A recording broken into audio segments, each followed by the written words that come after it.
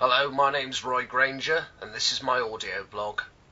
Today I lunched with my Uncle Roger, my father's only brother, and in fact his only surviving blood relative.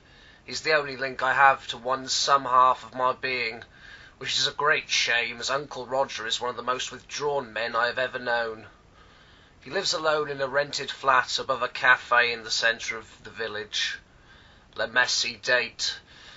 He doesn't take visitors, so it was in this cafe that he agreed to meet me.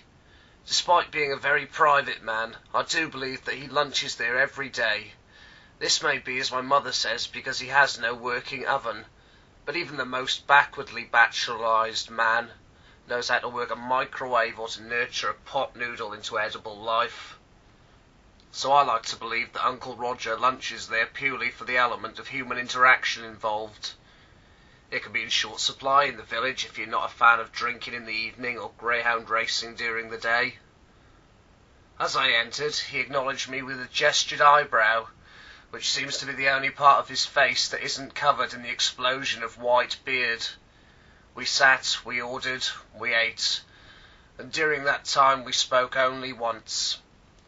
It must be plainly obvious to anyone in here that you are an only child. Knowing this was likely to be the only word spoken between us, I encouraged him to explain his statement further. Your elbows stick out wildly at your sides as you scrape the food from your plate, completely unaware of the inconvenience it would cause should someone else be sat next to you. I objected to this reasoning. I told him I believed that the traditional method of handling cutlery, but a small but consistent strain on a person's shoulders, leading most to experience back and shoulder pain later on in life. You're like a scythed chariot.